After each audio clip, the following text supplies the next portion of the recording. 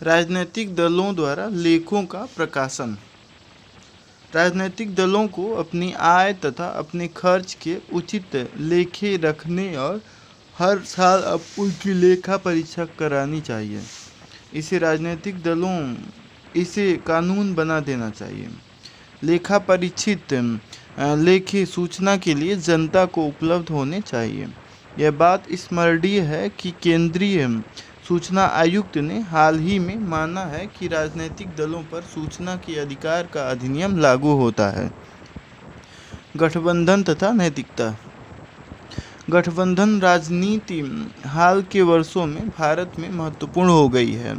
गठबंधन बहुदलीय प्रणाली में बनता है जब कोई यह एक अकेला दल विधायिका में स्पष्ट बहुमत पाने में असफल हो जाता है। यदि गठबंधन साझा सरकारों को वैध होना है तो गठबंधन के साझेदारों को सामाजिक व आर्थिक नीतियों पर एकमत होना होगा। इसके लिए समझौते की घोषणा चुनाव से पहले या साझा गठबंधन मिली-जुली सरकार बनने से पहले करनी होती है। साझा गठबंधन मिली-जुली सरकार का नेतृत्व आधार उस समय समाप्त हो जाता है जब गठबंधन के दल सरकार का कार्यकाल पूरा हो जाने से पहले ही साझेदारों को बदल लेते हैं तथा अवसरवादिता एवं शक्ति की तीव्र इच्छा से प्रेरित हो नए गठबंधन बना लेते हैं। चुनाव से पहले या सरकार बनने से पहले गठबंधन साझा सरकार के समान कार्यक्रम टूट जाते हैं। लोगों की इच्छा को बनाए रखने के लिए चुनावों के बीच अवसरवादिता आधारित पुनः गठबंधन को रोकने के लिए प्रावधान बनाए जाने चाहिए। संवैधानिक संशोधन किया जाना चाहिए ताकि दलों के पुनः मेल से राजनीतिक संरचना में किसी परिवर्तन का परिणाम ताज़ा चुनाव हो जाए। अब ये तो समरी है। समरी तो हम लोग पढ़ते नहीं हैं क्योंकि समरी हम लोगों को समझ में आता नहीं है।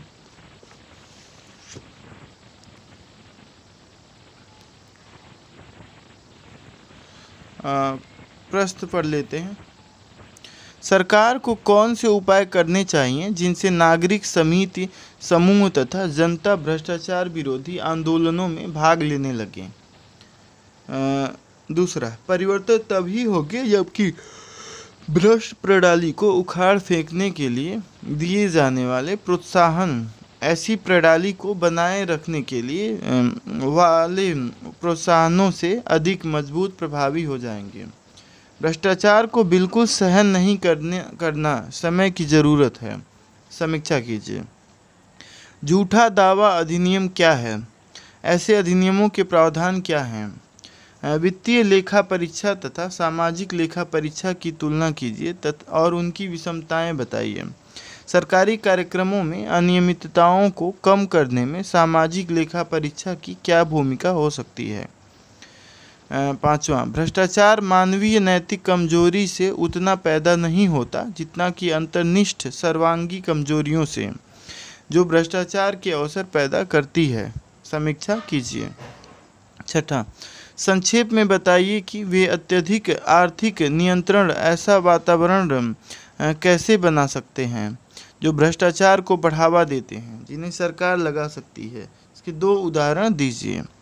सातवां, सूचना तथा संचार प्रौद्योगिकी ICT भ्रष्टाचार को कम करने में किस प्रकार सहायता कर सकती है? अपने उत्तर को 2 उदाहरणों के साथ स्पष्ट कीजिए। आठवां, एक प्रसिद्ध प्रमुख विचार का तर्क है, लोक सेवा देने में प्रतिस्पर्धा शुरू कर देने से भ्रष्टाचार कम हो सकता है। टेलीकॉम क्षेत्र का विनियमन एक अच्छा उदाहरण है। क्या 2G घोटाला विनियमन तथा प्रतिस्पर्धा शुरू करने के विरुद्ध तर्क है? किस प्रणालीगत असफलता के कारण 2G घोटाला हुआ है? 9वां, भ्रष्टाचार स्कैंडल के तौर पर कोलगेट की विशिष्टताएं क्या हैं? 10वां, स्वविवेक निर्णयन से आप क्या समझते हैं? इसे अवांछनीय क्यों माना जाता है? इसे किस प्रकार कम किया जा सकता है? 11वां, सरकारी ठेकों संविदाओं में भ्रष्टाचार को एक गंभीर समस्या क्यों माना जाता है? इसे कैसे कम किया जा सकता है? ठेकों में भ्रष्टाचार के दो बड़े उदाहरण दीजिए। 12वां, राजनीति के अपराधीकरण से क्या तात्पर्य है? यह राजनीतिक भ्रष्टाचार से किस प्रकार जुड़ा है? 13वां, भ्रष्टाचार गणतांत्रिक निर्वाचकीय राजनीति में एक अपरिहार्य सहवर्ती है। क्या आप इस बात से सहमत हैं? इस मामले में अपने पक्ष के लिए कारण दीजिए। 14वां, निम्नलिखित में संक्षिप्त टिप्पणी लिखिए।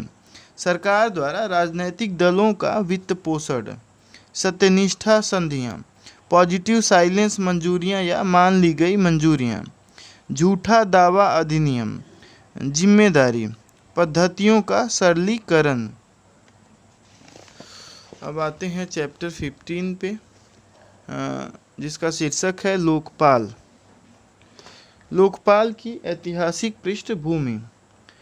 यद्यपि लोकपाल अन्ना हजारे के भ्रष्टाचार विरोधी आंदोलन के कारण सुर्खियों में आ गया है, किंतु यह अवधारणा काफ़ी पुरानी है। भ्रष्टाचार का मुकाबला करने तथा लोगों की शिकायतों को दूर करने के साधन के तौर पर लोकपाल ओम्बड्समैन की अवधारणा, जो वैश्विक स्तर पर उभरी एवं विशेष रूप से स्कैंडिनेवियन देशों में के समानांतर है। स्वर्गीय विधिवेत्ता लक्ष्मीमल सिंघवी ने संसद में इस संस्था के बारे में औचित्य दिया था। ओम्बड्समैन जैसे संस्था हमारे देश में स्थापित होनी चाहिए। न्याय प्राप्त करने के लिए तथा वास्तविक या काल्पनिक भ्रष्टाचार की गंदगी भरे अस्तबल से जनजीवन को मुक्त करने के लिए ऐसी संस्था को स्थापित किया ही जाना चाहिए। हमारी संवेदनहीन, ठंडी तथा दीर्घकालिक न्यायिक पद्धति के विकल्प के तौर पर ऐसी संस्था को स्थापित किया जाना चाहिए। आज हमारे सामने वह मानने योग्य, समझने योग्य कारण है जिससे यह विचार उत्पन्न होता है। हमारे देश में ऐसी संस्था की स्थापना काफ़ी समय पहले हो जानी चाहिए थी। इस प्रकार लोकपाल का विचार राष्ट्रीय वैधानिक कार्यसूची में शामिल हुआ। बाद में सरकार ने प्रशासनिक सुधार आयोग की नियुक्ति की, जिसने अपनी रिपोर्ट में केंद्र में लोकपाल तथा प्रत्येक राज्य में लोकायुक्तों की नियुक्ति की सिफारिश की। तत्पश्चात प्रथम प्रशासनिक सुधार आयोग की सिफारिशों को लागू करने के लिए लोकसभा में समय समय पर 8 बिल पेश किए गए। तथापि ये सभी बिल 1985 वाले बिल को छोड़कर संबंधित लोकसभाओं के भंग होने से व्यापकत हो गए। 1985 वाला बिल बाद में वापस ले लिया गया था। इन बिलों में लोकपाल के विस्तार, ढांचे और अधिकार क्षेत्र की विविध अवधारणाएं थीं। हम लोकसभा द्वारा पारित the Lokpal and Lokayukta bill 2011 के आधार पर मामले की जांच करेंगे। इसमें लोकपाल की संस्था में अनेक परिवर्तन दृष्टिगत होते हैं, जो बदलती हुई सामाजिक आर्थिक दशाओं तथा वर्तमान समाज में भ्रष्टाचार की प्रकृति, स्तर व विकृति को प्रतिभाषित करते हैं। हाल ही का घटनाक्रम। सरकार को लोकपाल बिल के अद्यतन पाठ की बनाने पर विवश करने का सीधा कारण अन्ना हजारे का भ्रष्टाचार विरोधी आंदोलन था। अन्ना हजारे तथा उनके दल के सदस्यों ने मांग की कि सरकार अपना जन लोकपाल बिल पारित करे। अन्ना हजारे से वार्ता के बाद सरकार ने लोकपाल बिल तैयार करने के लिए एक संयुक्त रूप लेखन समिति, जिसमें अन्ना तथा उनके दल के 4 सदस्य शामिल थे, की नियुक्ति की। इस प्रकार तैयार किया गया मसौदा सरकारी बिल हेतु आधार था, यद्यपि इसे पूर्णतः नहीं अपनाया गया। समिति की बातचीत चर्चा के आधार पर एवं राज्यों के मुख्यमंत्रियों के राजनैतिक दलों से प्राप्त सूचना सुझावों के आधार पर सरकार ने लोकपाल बिल 2011 में संशोधन कर उसे अगस्त 2011 में लोकसभा में पेश किया। केंद्र में लोकपाल तथा राज्यों में लोकायुक्तों की संस्था को स्थापित करने और साथ ही इन निकायों को संवैधानिक दर्जा देने के लिए 116वें संविधान संशोधन बिल 2011 के साथ सरकार ने एक नया तथा व्यापक लोकपाल एवं लोकायुक्त बिल 2011 लोकसभा में 22/12/2011 को प्रस्तुत किया। इन बिलों में लोकसभा ने 27/12/11 को विचार किया। लोकपाल तथा लोकायुक्त बिल 2011 कुछ संशोधनों के साथ पारित हो गया, जबकि संविधान 116वां संशोधन बिल 2011 संवैधानिक संशोधनों के लिए अपेक्षित बहुमत के अभाव में पारित नहीं किया जा सका। लोकपाल व लोकायुक्त अधिनियम 2011 पर चर्चा करने और पारित करने के लिए उसे 29/12/11 को राज्यसभा के समक्ष प्रस्तुत किया गया। इस पर चर्चा अधूरी रही। बाद में संसद ने आवश्यक विधायन लोकपाल तथा लोकायुक्त अधिनियम 2013 पारित किया। इसको राष्ट्रपति की मंजूरी 1/1/14 को मिली और उसी दिन से लागू हो गया। अधिनियम ने पहले के बिल में कुछ परिवर्तन किए। ये परिवर्तन हमारी चर्चा में शामिल रहेंगे तथा अद्यतन स्थिति बताएंगे। अधिनियम के प्रमुख प्रावधान। संरचना। हम अधिनियम के मुख्य प्रावधान बताएंगे। लोकपाल में एक अध्यक्ष तथा 8 सदस्य होंगे। इनमें 4 न्यायिक सदस्य होंगे। इसका अध्यक्ष भारत के सेवारत या सेवानिवृत्त मुख्य न्यायाधीश या सर्वोच्च न्यायालय का सेवारत या सेवानिवृत्त न्यायाधीश या एक प्रतिष्ठित व्यक्ति हो सकता है। न्यायिक सदस्य। सर्वोच्च न्यायालय के सेवारत या सेवानिवृत्त न्यायाधीश या उच्च न्यायालय का सेवारत या सेवानिवृत्त मुख्य न्यायाधीश होना चाहिए। गैर न्यायिक सदस्य निर्दोष, सत्यनिष्ठा वाला और असाधारण योग्यता वाला होना चाहिए, जिसे भ्रष्टाचार विरोधी नीति, लोक प्रशासन, सतर्कता, बीमा एवं बैंकिंग सहित वित्त, कानून एवं प्रबंधन से संबंधित मामलों का ज्ञान एवं 25 वर्षों का अनुभव होना चाहिए।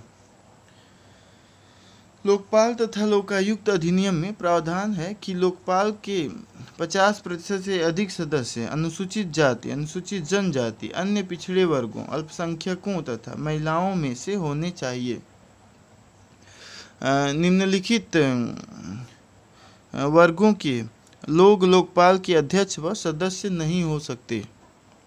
संसद का सदस्य या विधानसभा सदस्य, किसी पंचायत या नगर पालिका का सदस्य, नैतिक चरित्रहीनता के अपराध का दोषी कोई व्यक्ति, 45 वर्ष से कम आयु का कोई व्यक्ति, केंद्रीय या राज्य की सेवाओं से हटाया गया या बर्खास्त किया गया व्यक्ति, किसी न्यास या लाभ का पदधारी व्यक्ति, उसके कार्यालय के अध्यक्ष या सदस्य के अलावा या किसी राजनीतिक दल से जुड़ा या किसी व्यवसाय या कारोबार में लगा व्यक्ति। तथापि किसी न्यास या कार्यालय वाले कारोबार या व्यवसाय में लगे लोग ऐसे धंधों को छोड़ने पर लोकपाल में आ सकते हैं। नियुक्ति की पद्धति।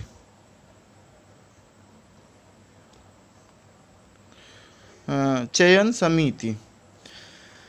भारत के राष्ट्रपति चयन समिति की सिफारिशों पर लोकपाल के अध्यक्ष व सदस्यों की नियुक्ति करेंगे। चयन समिति में निम्नलिखित होंगे: प्रधानमंत्री अध्यक्ष होंगे और लोकसभा अध्यक्ष सदस्य होंगे। लोकसभा में विपक्ष का नेता सदस्य होगा। भारत के मुख्य न्यायाधीश या उसके द्वारा नामित सर्वोच्च न्यायालय का न्यायाधीश सदस्य होंगे।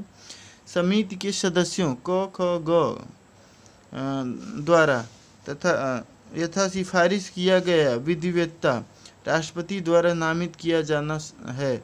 सदस्य खोज समिति, चयन समिति को एक खोज समिति का गठन करना होगा जो ऐसे लोगों का पैनल यानी कि सूची तैयार करेगी जिन पर लोकपाल के अध्यक्ष व सदस्यों की नियुक्ति पर विचार करेगा।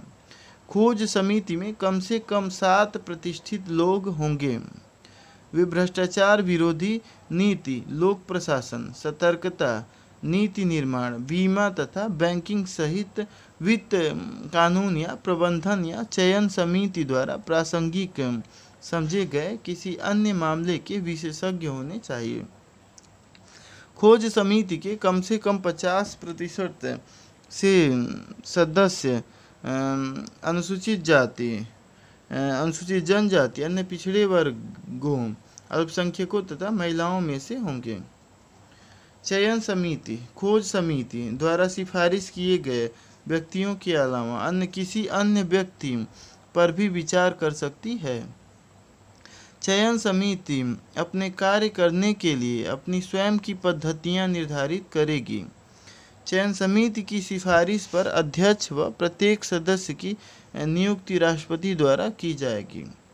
लोकपाल के अध्यक्ष व सदस्य 5 वर्षों तक पदों पर रह सकते हैं या उस समय तक रह सकते हैं जो वे 70 वर्ष की आयु के नहीं हो जाते। अध्यक्ष व सदस्य केंद्र या राज्य सरकारों में कोई भी पद पाने से प्रतिबंधित नहीं रहेंगे, कोई पद पाने से प्रतिबंधित रहेंगे। वे लोकपाल में अपना कार्यालय पूरा होने के बाद से 5 वर्षों की अवधि तक संसद, विधानसभा व स्थानीय निकायों के चुनाव नहीं लड़ सकते। लोकपाल का अधिकार क्षेत्र, लोकपाल सरकार के सर्वोच्च से निम्नतर सभी स्तरों के सरकारी कार्यकारियों और सरकारी कर्मचारियों के विरुद्ध भ्रष्टाचार की शिकायतों को देखने के लिए क्रियाविधि को प्रस्तुत करता है। सरकारी कार्यकारों शब्द का प्रयोग प्रायः सरकारी कर्मचारियों के अलावा ऐसे लोगों के लिए होता है जो सरकारी पदों पर होते हैं, जैसे मंत्रीगण या अन्य राजनैतिक लोग। शिकायत ऐसे आरोपों वाली होनी चाहिए जिसमें सरकारी कर्मचारी ने भ्रष्टाचार निवारण अधिनियम के अंतर्गत दंडनीय दोष या अपराध किया हो।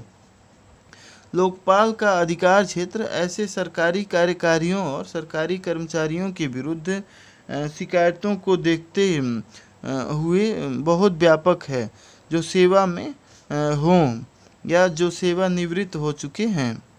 अधिनियम में निम्नलिखित श्रेणियां दी गई हैं। पहला प्रधानमंत्री, दूसरा मंत्रीगण, तीसरा संसद सदस्य।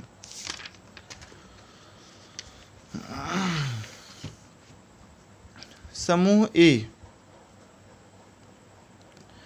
तथा समूह बी के अधिकारी या समक्ष या ऊपर के जो सेवा में हों या जिन्होंने केंद्रीय सरकार की सेवा की हो।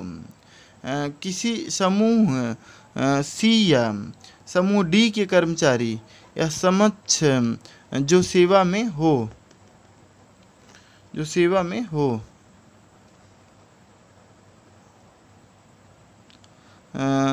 या जिन्होंने केंद्रीय सरकार में सेवा की हो। कोई भी व्यक्ति जो संसद के अधिनियम द्वारा या केंद्रीय सरकार द्वारा पूर्णतः या अंशतः वित्त पोषित या इसके द्वारा नियंत्रित किसी निकाय या बोर्ड या कारपोरेशन या प्राधिकरण या कंपनी या समिति या न्यास या स्वायत्त निकाय चाहे किसी भी नाम से हो का अध्यक्ष या सदस्य या अधिकारी या कर्मचारी हो या रहा हो, यह बैंकों सहित केंद्रीय सरकार के उपक्रमों या केंद्रीय सरकार से वित्त पोषण प्राप्त किसी भी संस्था में काम कर रहे कर्मचारियों को समाहित करता है। ऐसे निकायों के कर्मचारी जैसे निदेशक, प्रबंधक, सचिव या अन्य अधिकारी गण जो पूर्णतः या अंशतः सरकार द्वारा पोषित हैं और जिनकी वार्षिक आय उस राशि से अधिक की हो जो केंद्रीय सरकार से यथा विनिर्दिष्ट हो। लोगों की ऐसी प्रत्येक अन्य समिति या संघ या न्यास जो किसी विदेशी दानकर्ता से एक विनिर्दिष्ट राशि से अधिक या 10 लाख रुपए से अधिक राशि प्राप्त करता है। जांच पक्ष तथा अभियोजन पक्ष। परंपरागत चलन यह है कि जांच तथा अभियोजन एजेंसियों को सरकार के कार्यकारी पक्ष के अधीन रखा जाता है। उदाहरण के लिए राज्य की पुलिस, सीबीआई और प्रवर्तन निदेशालय जांच एजेंसियां हैं। हाल के वर्षों में भ्रष्टाचार के मामलों में राजनैतिक हस्तक्षेप को कम करने के लिए सीबीआई को भ्रष्टाचार के मामलों हेतु केंद्रीय सतर्कता आयोग के निदेश व अधीक्षण के अधीन ले आया गया है। सर्वोच्च न्यायालय सीबीआई को सरकार से स्वायत्त बनाने पर विचार कर रहा है ताकि भ्रष्टाचार के मामलों की जांचों को सरकारी प्रभाव से मुक्त किया जा सके। भ्रष्टाचार के आरोपों की आरंभिक जांच करने के लिए लोकपाल में जांच निदेशक की अध्यक्षता में इन हाउस जांच पक्ष होगा। लोकपाल में एक अभियोजन पक्ष भी होगा जिसका अध्यक्ष अभियोजन निदेशक होगा। यह पक्ष लोकपाल द्वारा प्राप्त शिकायतों की जांच कर सरकारी कर्मचारियों को अभियोजित करेगा। लोकपाल इन निदेशालयों को स्वतंत्र रूप से गठित कर सकता है। शिकायत पर कार्यवाही करने की पद्धति। अधिनियम में शिकायत पर कार्यवाही करने की पद्धति निर्धारित की गई है। लोकपाल को जब शिकायत प्राप्त होती है तो वह पहले यह निश्चय करेगा कि मामले को आगे चलाया जाए या मामले को बंद कर दिया जाए। हल्की और निराधार शिकायतों को बंद कर दिया जाएगा, किंतु यदि लोकपाल आगे कार्यवाही करना चाहता है तो यह इस बात का पता लगाने के लिए अपने जांच पक्ष से या सीबीआई सहित किसी जांच एजेंसियों से संबंधित अधिकारी के विरुद्ध यह पता लगाने के लिए आरंभिक जांच के आदेश देगा कि मामले में आगे कार्यवाही के लिए प्रथम दृष्टया कोई साक्ष्य है या नहीं। लोकपाल समूह ए या समूह बी या समूह सी या समूह डी के सरकारी कर्मचारियों के विरुद्ध प्राप्त शिकायतों को मुख्य सतर्कता आयोग को भेज सकता है। शिकायत पर आरंभिक जांच करने के पश्चात केंद्रीय सतर्कता आयोग समूह बी के सरकारी कर्मचारियों के बारे में अपनी रिपोर्ट लोकपाल को भेजेगा। जहां तक समूह सी या समूह डी के सरकारी कर्मचारियों का प्रश्न है, उनके मामले में आगे की कार्यवाही को यह स्वयं ही तय कर सकता है। आरंभिक जांच में जांच पक्ष सीबीआई को भी शिकायत में लगाए गए अभियोगों पर सरकारी कर्मचारी और सक्षम प्राधिकारी या उसके पदमानित उच्चाधिकारी की टिप्पणियां लेनी होंगी। इसके बाद रिपोर्ट लोकपाल को सौंपी जाएगी। लोकपाल के कम से कम 3 सदस्यों की पीठ या बेंच जांच पक्ष या सीबीआई से प्राप्त रिपोर्ट पर विचार करेगी। सरकारी कर्मचारी की अपनी बात कहने का अवसर देने के पश्चात पीठ यह निश्चय करेगी कि क्या प्रथम दृष्टया मामला बनता है या नहीं और क्या कार्यवाही की जाए। यदि रिपोर्ट के आधार पर प्रथम दृष्टया मामला बनता है तो 3 विकल्प हैं। किसी एजेंसी या सीबीआई द्वारा जांच, सक्षम प्राधिकारी द्वारा संबंधित सरकारी कर्मचारी के विरुद्ध विभागीय कार्यवाही या अन्य कोई उचित कार्यवाही शुरू करना। और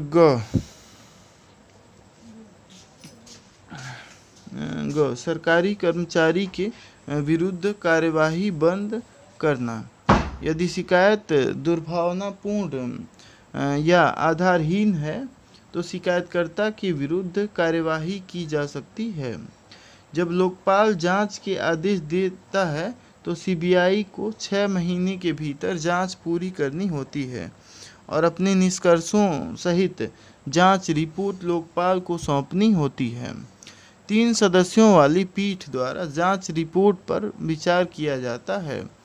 वे निर्णय कर सकते हैं कि सरकारी कर्मचारी के खिलाफ अभियोग पत्र या केस बंद करने की रिपोर्ट विशेष अदालत के समक्ष प्रस्तुत की जाए। सक्षम प्राधिकारी के माध्यम से संबंधित सरकारी कर्मचारी के विरुद्ध विभागीय कार्यवाही या अन्य उचित कार्यवाही शुरू की जाए।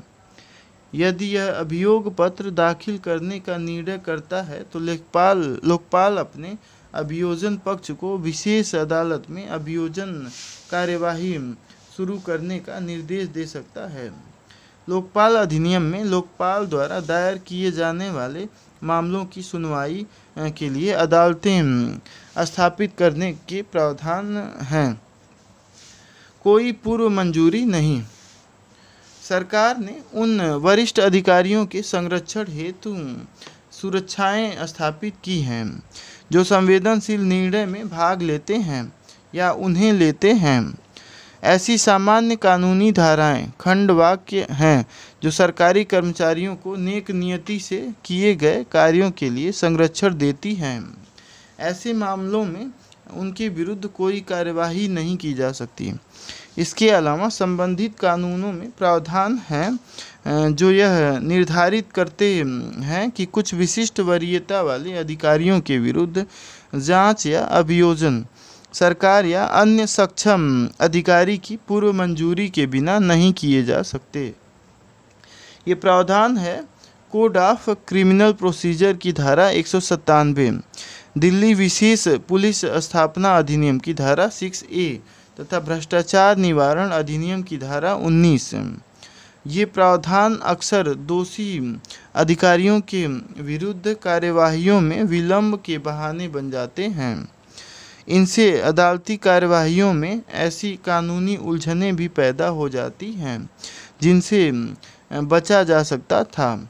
इन प्रावधानों को हटाने की मांग लगातार की जाती रही है। ये अपेक्षाएं लोकपाल अधिनियम में लागू नहीं होती। जब लोकपाल द्वारा आरंभिक जांच या अन्वेषण या अभियोजन का आदेश दिया जाता है तब किसी प्राधिकारी की मंजूरी या अनुमोदन की ज़रूरत नहीं होती। यह उन लोगों पर लागू नहीं होता जो संवैधानिक पदों पर हैं और जो संविधान से अलग से निर्धारित पद्धतियों द्वारा हटाए जा सकते हैं। अधिनियम लोकपाल को सरकारी कर्मचारी के कब्जे में के भ्रष्टाचार के धन, नकदी व अन्य संपत्ति को कुर्क करने का अधिकार देता है। कुर्की 90 दिनों और विशेष अदालत को मंजूरी से सरकारी कर्मचारी के विरुद्ध अभियोजन की अवधि के लिए की जा सकती है। यदि सरकारी कर्मचारी के विरुद्ध अभियोग सिद्ध हो जाते हैं तो कुर्क की गई राशि केंद्रीय सरकार द्वारा जब्त की जा सकती है, अन्यथा वह सरकारी कर्मचारी को लौटा दी जाती है। विवादास्पद मुद्दे। जैसा कि हमने पहले देखा है, लोकपाल का कानून विधायन अन्ना हजारे के नेतृत्व वाले लोकप्रिय भ्रष्टाचार विरोधी आंदोलन की पृष्ठभूमि से उभरा है।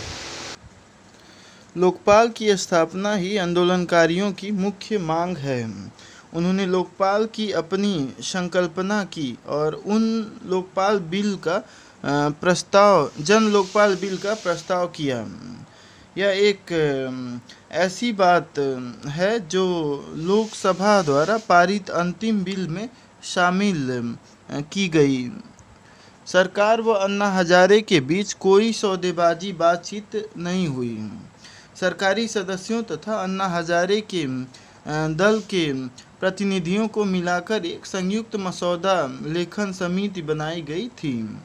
अब हम उन मुद्दों पर बात करेंगे जिन पर लोकपाल कानून की मांग करने वाले समूह बंट गए।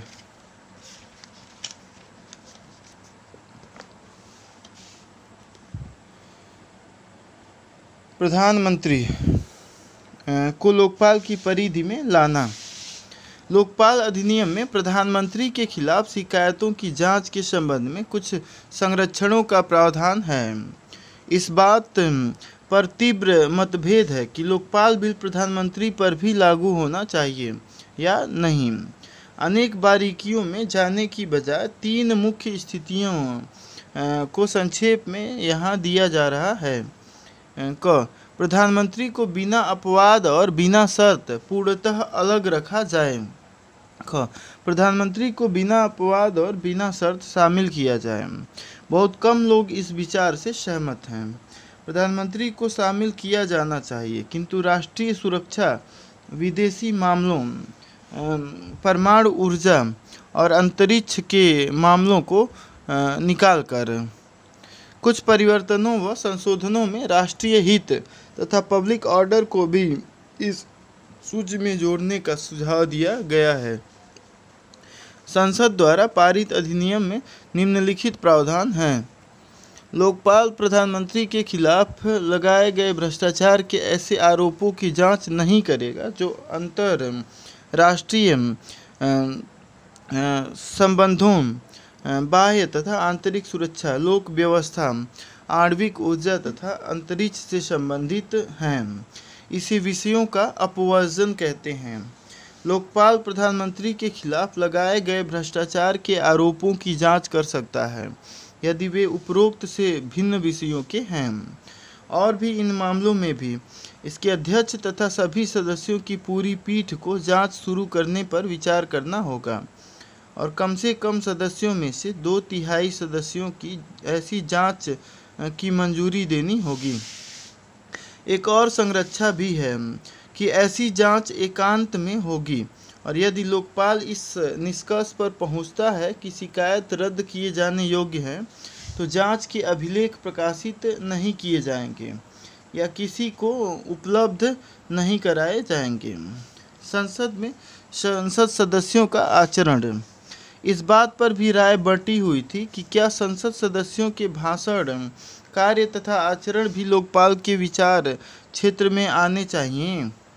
इसका एक ठोस उदाहरण संसद सदस्य का एक विशेष प्रकार से वोट देने के लिए रिश्वत लेना है। बहुत पुरानी परंपरा के अनुसार सदन में संसद सदस्यों की गतिविधियां संसद द्वारा ही विनियमित होती हैं या अध्यक्ष द्वारा की जाती हैं। विधायिका या और कहीं से कोई बाहरी प्रभाव मामले में शांत है। यह गणतंत्र में संसद की सर्वोच्चता का प्रश्न है। वास्तव में यह बात संविधान के अनुच्छेद 105(2) में शामिल है। संसद सदस्यों की गतिविधियों जैसे भाषण या संसद में मतदान करने की जांच लोकपाल या अन्य किसी एजेंसी द्वारा उस सीमा तक नहीं की जा सकती जहां तक वे संविधान के अनुच्छेद 105(2) के अंतर्गत आती हैं। लेकिन अन्ना हजारे के दल का कहना था कि भारतीय संविधान का अनुच्छेद 105 संसद में भ्रष्ट मतदान, भ्रष्ट भाषण व भ्रष्ट कार्य का प्रतिरक्षण नहीं करता। विकल्प के तौर पर उनका कहना है कि यदि अनुच्छेद 105 को भ्रष्टाचार वाले मतदान, भाषण तथा आचरण को प्रतिरक्षण देने वाला पढ़ा जाता है तो अनुच्छेद 105 को आवश्यक रूप से बदला जाना चाहिए। इस पर विरोधी विचार कार्मिक, लोक शिकायत कानून तथा न्याय की अस्थायी संसदीय समिति की लोकपाल बिल 2011 पर रिपोर्ट में संक्षेप में दिए गए हैं। संसद में मत देने, आचरण करने या व्याख्यान देने की मंशा स्वतंत्र विचार व कार्य को बिना बाधा के संसद में बढ़ावा देना है। इस बात का उद्भव परंपरा व सततता प्राचीन एवं समय सिद्ध है। यहाँ तक कि इस बात की जांच की किसी विशेष मामले में मत देने, भाषण देने या आचरण में भ्रष्टाचार है या नहीं, स्वायत्तता और स्वतंत्रता को धीरे धीरे कम करते हुए समाप्ति के बिंदु तक पहुंचा देगी। संसद के सदनों में मतदान करने, भाषण देने या आचरण करने का ऐसा प्रशिक्षण किसी भी प्रकार से आपराधिक संसद सदस्यों को दोषरहित या दंड से मुक्त नहीं कर देगा। इन्हें कठोर संसदीय दंड दिया जा सकता है और हाल ही में दिया भी गया है, जिसमें संसद में प्रश्न पूछने के लिए 10,000 रुपये की मामूली रिश्वत लेने के आरोप पर संसद से बहिष्करण किया जाना भी शामिल है। यह संसद में भाषण देने, मत देने या आचरण करने की बाह्य राजनीतिकता ही है जिस पर अनुच्छेद 105 को आपत्ति है। यह ऐसे भाषण, मतदान या आचरण को कठोर अंतर संसदीय जांच व कार्यवाही के अधीन ही नहीं छोड़ता, अपितु भ्रष्ट रिवाजों, चलनों या अन्य किसी मत भाषण को प्रभावित भी नहीं करता। संक्षेप में अनुच्छेद 105 संसद सदस्यों को संसद द्वारा शुरू की गई और दी अनुशासनात्मक कार्यवाही या शास्तियों से प्रतिरक्षण या संरक्षण नहीं देता है। समिति प्रश्नों के लिए धन वाले स्कैम का हवाला देती है, जिसके कारण विभिन्न राजनीतिक दलों से 11 सदस्यों को सदन में निष्कासित किया गया। अपने निष्कासन के विरुद्ध जो उन्होंने सर्वोच्च न्यायालय में चुनौती दी थी, उसे भी सर्वोच्च न्यायालय ने अस्वीकृत कर दिया था। लोकपाल अधिनियम संसद में संसद सदस्यों के आचरण को लोकपाल की जांच से बाहर रखता है। अधिनियम की भाषा में लोकपाल संसद के किसी भी सदन के किसी सदस्य के खिलाफ भ्रष्टाचार के किसी ऐसे आरोप से संबद्ध मामले या उससे उत्पन्न की जांच नहीं करेगा। जो कुछ कही गई बात उसके द्वारा संसद में या संविधान के अनुच्छेद 105 के खंड वाक्य 2 में दिए गए प्रावधानों के अधीन शामिल किसी समिति में किए गए मतदान से संबंधित होगा। समूह सी तथा समूह डी के कर्मचारियों को लोकपाल के विचार क्षेत्र में शामिल करना। चूँकि सशस्त्र सेनाएं थल सेना, जल सेना तथा वायु सेना पर अलग कानून लागू होते हैं, अतः वे लोकपाल के विचार क्षेत्र से अलग रखे गए हैं। लोकपाल के संबंध में दूसरा विवाद समूह सी तथा समूह डी को लोकपाल के अधिकार क्षेत्र में शामिल करने का है। अन्ना हजारे ने इनको शामिल करने को कहा था। पटवारियों, अन्य राजस्व कर्मचारियों और पुलिस निरीक्षकों को आम आदमी का शोषक माना जाता है। सरकार ने उनको शामिल करने की दिक्कतें बताईं, क्योंकि उनकी संख्या ही इतनी अधिक है कि उससे लोकपाल का काम अत्यधिक हो जाएगा। समूह ए से डी प्लस रेलवे प्लस केंद्रीय सरकारी उपक्रम प्लस डाक व तार विभाग के कर्मचारियों की कुल संख्या 2011 से लगभग 63 लाख या 65 लाख होने का अनुमान है।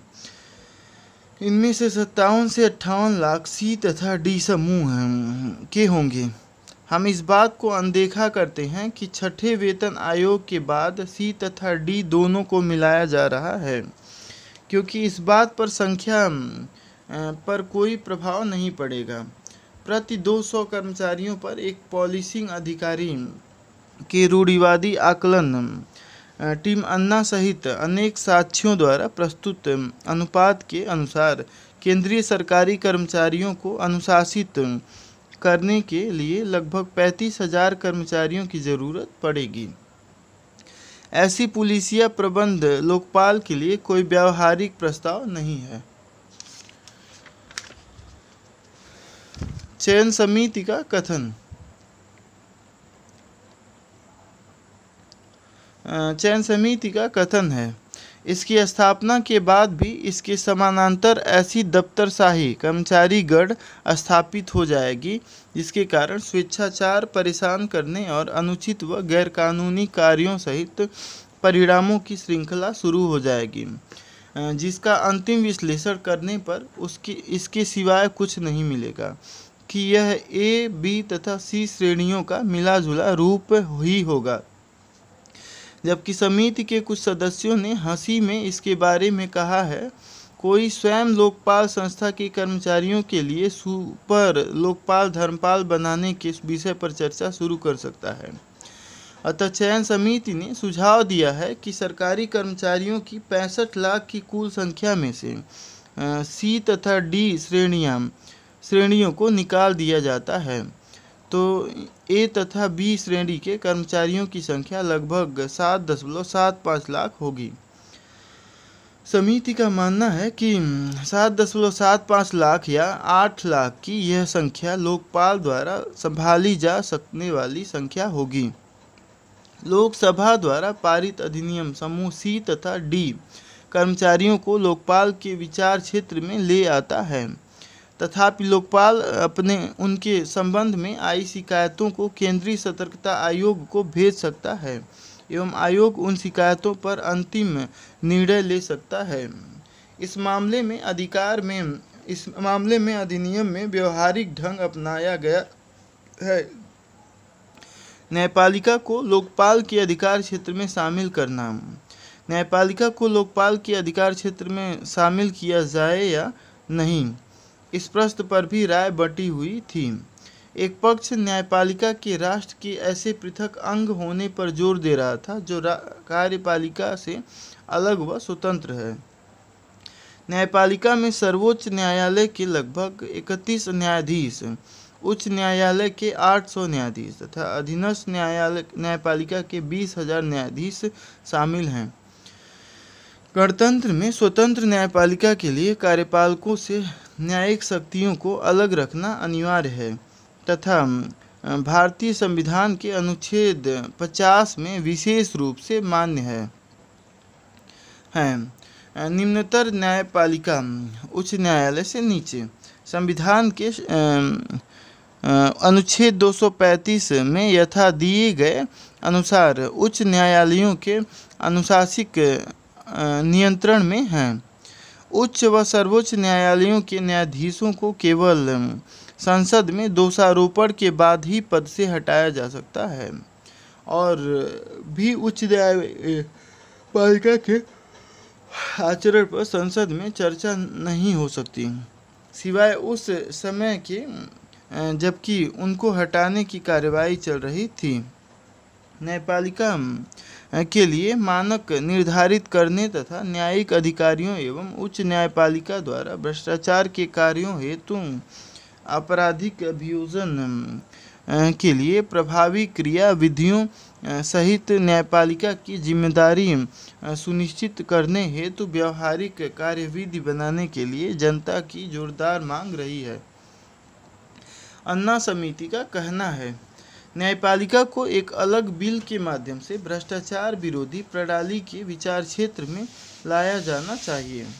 ऐसा बिल साथ साथ लाया जाएगा बशर्ते इस प्रकार स्थापित न्यायिक आचार आयोग सरकार से स्वतंत्र तथा साथ ही न्यायपालिका से भी मुक्त हो एवं इसे भ्रष्टाचार के लिए न्यायाधीशों की जांच करने एवं अभियोजन की शक्ति भी होनी चाहिए। सरकार के न्यायिक मानक तथा न्यायिक उत्तरदायित्व बिल में न्यायाधीशों की आपराधिक जांच की बात नहीं है और ना ही यह कोई स्वतंत्र समिति स्थापित करता है। तथापि सर्वसम्मति तो न्यायपालिका को लोकपाल के दायरे से बाहर रखने की थी। साथ ही न्यायपालिका मानकों एवं उत्तरदायित्वों हेतु एक व्यापक कानून की तत्काल जरूरत है। इस विषय पर एक बिल प्रस्तावित किया जा चुका है। इसमें अनुशासनिक कार्यवाही जैसे निंदा, चेतावनी, बर्खास्तगी, पदच्युति से दोषपूर्ण न्यायिक व्यवहार को संभालने के लिए स्वयं न्यायपालिका के भीतर ही क्रियाविधि का प्रावधान है, लेकिन सचेतन अभिकल्पना के अनुसार न्यायिक मानक तथा उत्तरदायित्व बिल में भ्रष्टाचार के मुद्दे शामिल नहीं हैं। ज़्यादातर का विचार।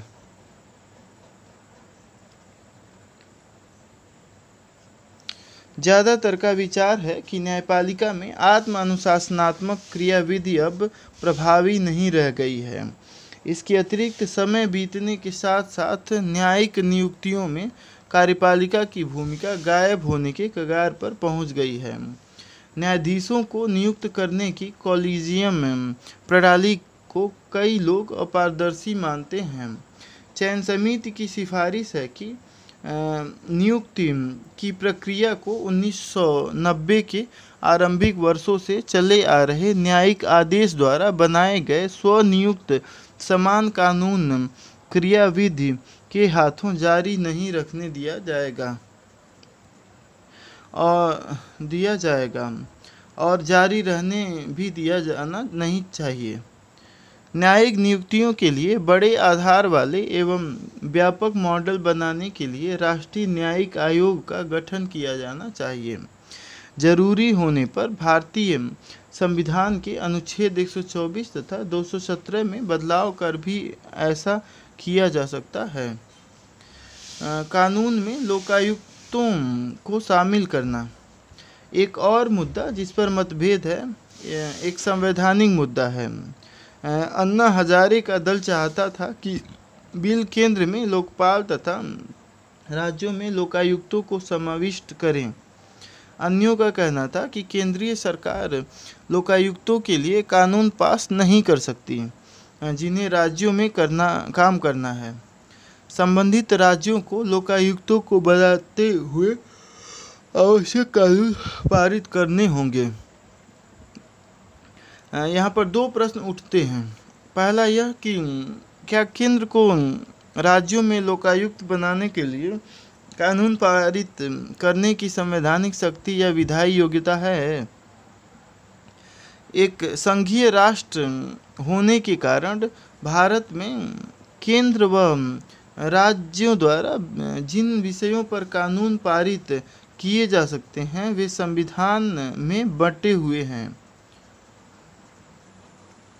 एक केंद्रीय सूची है जिसमें वे विषय दिए गए हैं जिन पर केवल केंद्र ही कानून बना सकती है। एक सूची राज्यों के लिए भी है जिन विषयों पर केवल राज्य ही कानून बना सकते हैं। अंत में एक समवर्ती सूची भी है जिसमें वे मदें हैं जिन पर दोनों ही कानून बना सकते हैं। कुछ लोगों का कथन है कि वर्तमान व्यवस्थाओं के भीतर भी केंद्र संविधान के एक अनुच्छेद के आधार पर लोकायुक्तों के लिए कानून बना सकता है, जिसमें अंतर्राष्ट्रीय संधियों जिनमें वह एक हस्ताक्षरी यह भी है को प्रभावी बनाने के लिए कानून बना सकता है। वे राष्ट्रीय तथा राज्य मानवाधिकार आयोगों के बनने के उदाहरण देते हैं जिनकी स्थापना इसी प्रावधान के अंतर्गत हुई थी। इसी प्रकार लोकपाल एवं लोकायुक्त बिल भ्रष्टाचार के विरुद्ध संयुक्त राष्ट्र सम्मेलन को अपने विधायी योग्यता का स्रोत बताता है। इस संबंध में कानून मंत्रालय ने एक दिलचस्प टिप्पणी की है कि अंतर्राष्ट्रीय संधियों व सम्मेलन संधियों का पालन करना संवैधानिक प्रावधानों से ऊपर नहीं हो सकता। ऐसा करने की इच्छा के बिना अंतर्राष्ट्रीय संधियों के पालन के नाम पर केंद्र राज्यों के अधिकारों के ऊपर उपेक्षा कर सकता है। दूसरा प्रश्न है कि पद्धति संघीय सिद्धांत का उल्लंघन करती है। इस मामले में लोकायुक्त का बनाना संबंधित राज्यों को देखना है। कुछ व्यवहारिक प्रश्न हैं जो यहाँ प्रासंगिक हैं। उदाहरण के लिए ऐसे मामलों में एक रूपता बनाए रखना ज़रूरी है, अन्यथा एक समान काम करते हुए सरकारी कर्मचारी साथ वाले राज्यों में भिन्न नियमों से शासित होंगे। और भी भ्रष्टाचार से निपटने की पद्धतियां राज्यों के बीच अलग अलग होंगी। वर्तमान लोकायुक्तों में अनेक ढांचों, कार्य तथा पद्धतियों में स्पष्ट भिन्नता दिखाई देती है। एक सुझाव यह था कि केंद्रीय कानून में एक अध्याय लोकायुक्तों पर हो जिसे राज्य अपना लें। लोकायुक्तों को शामिल करते हुए अधिनियम में निम्नलिखित प्रावधान हैं। प्रत्येक राज्य अपने लिए एक निकाय की स्थापना करेगा जो लोकायुक्त के नाम से जाना जाएगा। इसकी ऐसी स्थापना, गठन या नियुक्ति नहीं की गई हो तो अब इस अधिनियम के शुरू होने की तारीख से 1 वर्ष के भीतर राज्य की विधायिका द्वारा बनाए कानून के अंतर्गत कुछ विशेष सरकारी कर्मचारी के विरुद्ध भ्रष्टाचार से संबंधित शिकायतों को निपटाने के लिए इसकी स्थापना राज्य में की जाएगी।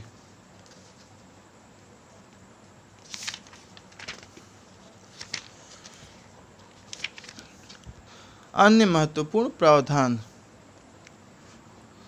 केंद्रीय सरकार लोकपाल अधिनियम के अंतर्गत या भ्रष्टाचार निवारण अधिनियम 1918 से उत्पन्न मामलों को सुनने और उन पर निर्णय देने के लिए लोकपाल द्वारा की गई सिफारिश के अनुसार संख्या में अदालतों की स्थापना करेगी।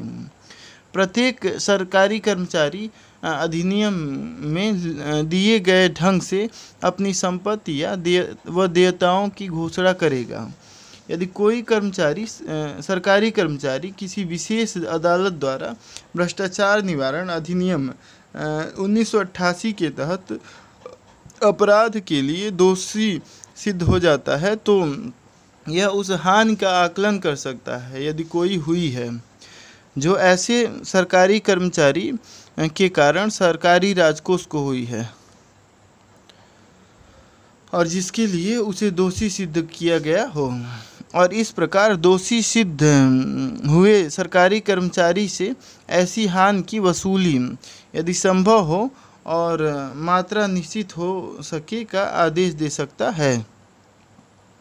इसके अतिरिक्त यदि विशेष अदालत इस निष्कर्ष पर पहुंचती है कि की गई हानि इस प्रकार सिद्ध दोष सरकारी कर्मचारी के कार्यों या निर्णयों के लाभ भोगी या लाभ भोगियों के साथ षड्यंत्र के अनुसरण में हैं, तो ऐसी हानि की वसूली ऐसे लाभ भागी या लाभ भोगियों से अनुपातिक ढंग से की जा सकती है।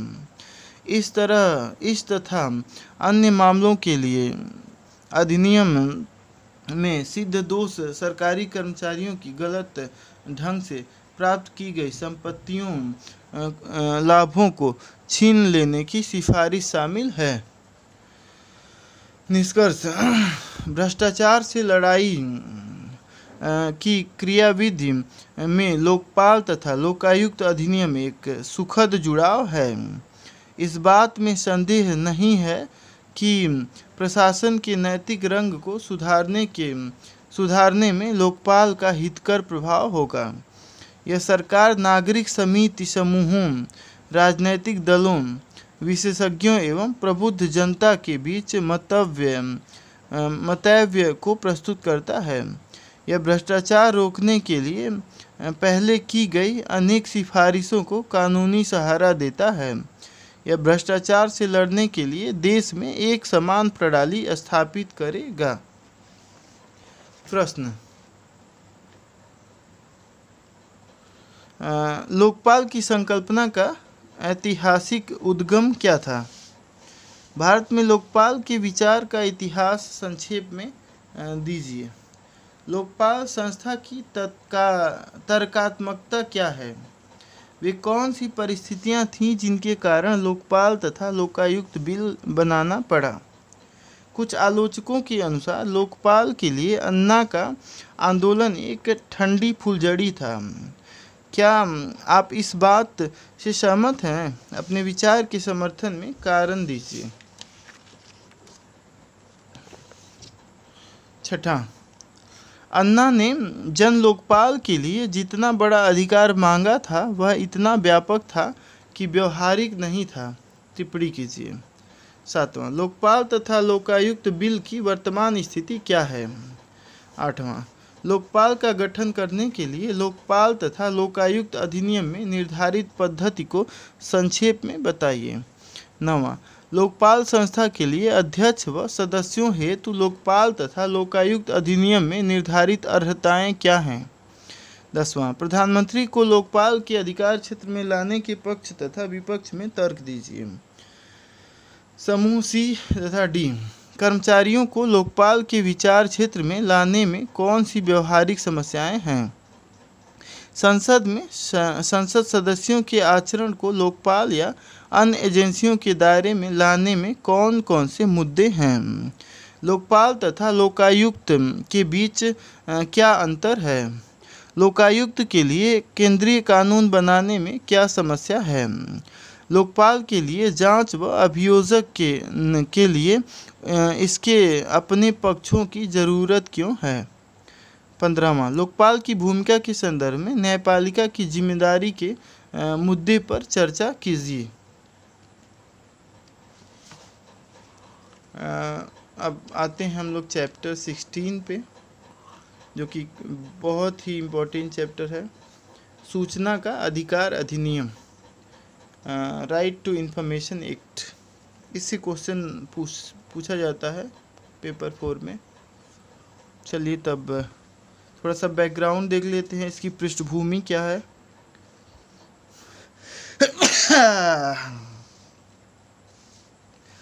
सूचना के अधिकार का कानून आरटीआई एक्ट 2005 में लागू किया गया था। अच्छा शासन, पारदर्शिता तथा जिम्मेदारी, उत्तरदायित्व 3 ऐसे सिद्धांत हैं जिन पर यह टिका हुआ है।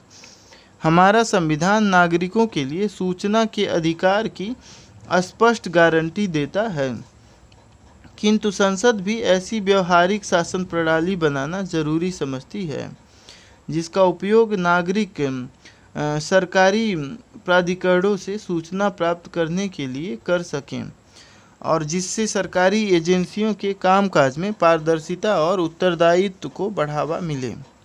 सूचना की स्वतंत्रता के लिए ढांचा स्थापित करने में अपने प्रयासों में भारतीय विधि निर्माताओं को अंतर्राष्ट्रीय अनुभव ने भी प्रभावित किया है। आरटीआई एक्ट सूचना के अधिकार का कानून पहले के दफ्तरशाही चलनों से आमूल लगाव को प्रस्तुत करता है। पहले सरकारी कामकाज गोपनीयता के वातावरण में किया जाता था। सरकारी कर्मचारियों से आशा की जाती थी कि अपने सरकारी कामकाज के माध्यम से उन्हें जिन बातों की जानकारी हो जाती है उसे वे किसी बाहरी व्यक्ति को नहीं बताएंगे। उन्हें सतर्क होना होता था और सूचना को जानने की ज़रूरत के आधार पर ही लेते देते थे। वे सूचना को केवल उन्हीं लोगों के साथ बांट सकते थे जिन्हें अपना सरकारी काम करने में उसकी ज़रूरत होती थी। अनेक फाइलें रूटीन तौर पर गोपनीय और गुप्त वर्गीकृत कर दी जाती थी। एक समय तो नियंत्रक व महालेखा परीक्षक की टीमों को सरकारी फाइलों के नोटिंग सेक्शन नहीं दिखाए जाते थे। प्रसंगवश नोटिंग सेक्शन में किसी मामले में निष्कर्ष पर पहुंचने के सरकार के अनेक स्तरों द्वारा दी गई समीक्षा होती है। नियंत्रक व महालेखा परीक्षक को बिना यह जाने कि सरकार ने मामला किस प्रकार तैयार किया है, निर्णय को शामिल करते हुए सरकार के अंतिम आदेश तथा विभिन्न पत्रों एवं फाइल में लगे अन्य पत्राचार के आधार पर अपनी टिप्पणी करनी पड़ती थी। सरकार को गोपनीय प्रलेखों तथा फाइलों को अदालतों से भी गुप्त रखने की शक्ति प्राप्त थी। अभी भी सरकारी गोपनीयता अधिनियम आने वाला है, तथापि समय बीतने के साथ साथ अदालतों से सूचना रोक रखने की सरकार की शक्तियों को धीरे धीरे घटा दिया है। इसके अतिरिक्त खोजी पत्रकारिता ने ऐसे अनेक मामलों का रहस्योद्घाटन किया है जो पहले जनता की नज़र से अलग रखे गए थे। कंप्यूटरों, इंटरनेट तथा मोबाइल टेलीफोन ने गोपनीयता के परंपरागत साधनों को समाप्त कर दिया है। सूचना विस्फोट के इस युग में कुछ क्षेत्र ही रहस्यों के पर्दे में रह सकते हैं।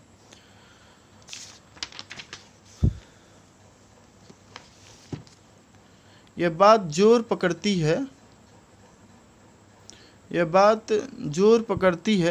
पकड़ती जा रही थी कि सरकार में गोपनीयता शक्ति के दुरुपयोग और भ्रष्टाचार को पनपाती है।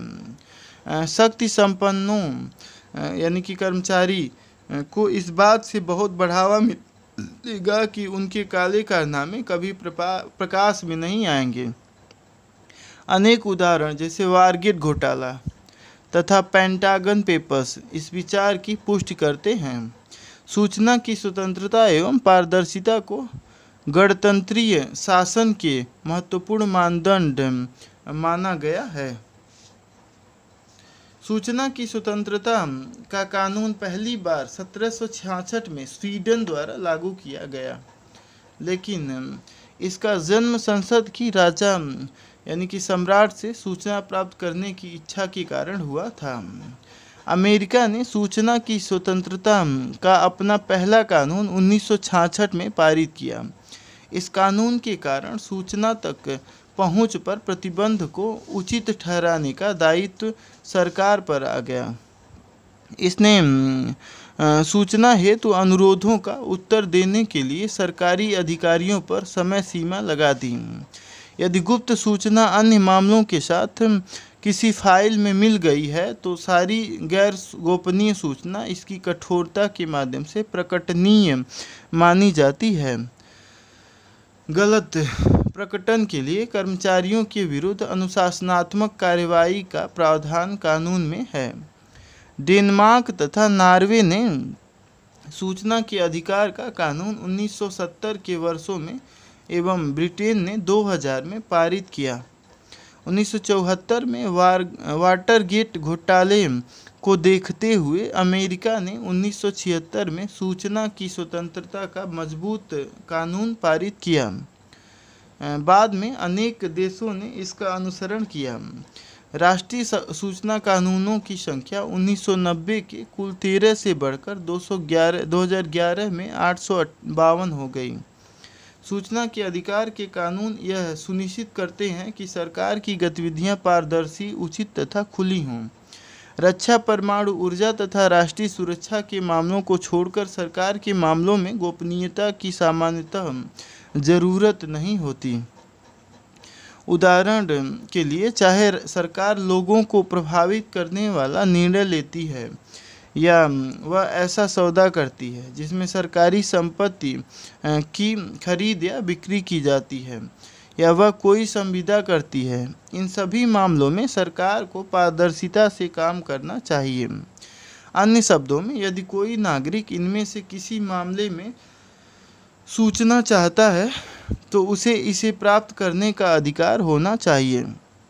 सर्वोच्च न्यायालय के न्यायाधीश ने कहा है, हमारे जैसे उत्तरदायी सरकार में जहां की जनता के सभी प्रतिनिधियों को अपने आचरण के लिए उत्तरदायी होना चाहिए, थोड़े से ही रहस्य हो सकते हैं।